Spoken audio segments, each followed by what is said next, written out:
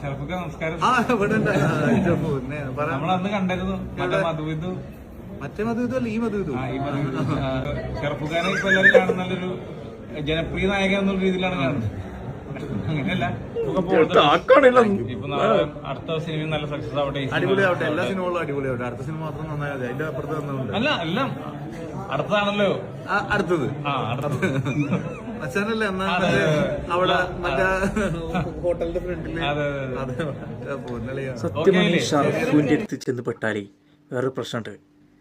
മറുപടികൾ നമ്മളെന്താണോ ചോദിക്കുക പെട്ടെന്ന് റീഡ് ചെയ്ത് കണ്ടുള്ള മറുപടി തരും. അങ്ങനെ ഒരു പ്രത്യേകത ഷറഫുവിനുണ്ട്. പിന്നെ ഞാൻ കണ്ട മറ്റുള്ളവരെ കുറിച്ച് എനിക്കറിയില്ല. എൻ്റെ അഭിപ്രായത്തിൽ നമുക്ക് ഷറഫുവിൻ്റെ ഫിലിമൊക്കെ കാണുമ്പോൾ പഴയ നമുക്ക് ദിലീപേട്ടൻ്റെ ഫിലിം കാണുന്ന മാതിരിയാണ് അല്ലേ. ഇനി ഒരു എന്നാൽ കഥ ഉണ്ടാവും, എന്നാൽ നമുക്കൊരു എൻ്റർടൈൻമെൻറ്റ് ഉണ്ടാവും, എന്നാൽ കോമഡി ഉണ്ടാവും. അത് നടൻ തന്നെ ആ കോമഡികളിൽ ഉണ്ടാകുമ്പോൾ അതൊരു പ്രത്യേക രസമാണല്ലോ ആ ഫിലിം കാണാൻ. അങ്ങനത്തെ ഒരു ഫീലാണ്. പണ്ടത്തെ നമ്മൾ ദിലീപേട്ടൻ്റെ ഒക്കെ ഒരു ഫിലിം കാണുന്ന ഒരു രസമാണ്. വേറെ ഫിലിം ഇതിലുള്ള ഫിലിമുകളുണ്ട്. പക്ഷേ ചില ഷറഫുഖാൻ്റെ മുഖം കാണുമ്പോൾ തന്നെ നമുക്ക് ചിരി വരും. നമ്മൾ പറയല്ലോ, കാരണം ചില ഫിലിമിലൊക്കെ ഷറഫുഖാൻ്റെ ഡയലോഗ് സ്റ്റാർട്ട് ചെയ്യുമ്പോൾ തന്നെ നമുക്ക് ചിരി വരും. അങ്ങനത്തേന് എന്തായാലും അടിപൊളി കേട്ടോ. ഒരുപാട് സിനിമകൾ ചെയ്യാൻ കഴിയട്ടെ, ഒരുപാട് ഹിറ്റ് അടിക്കട്ടെ എന്ന് പ്രാർത്ഥിക്കുന്നു.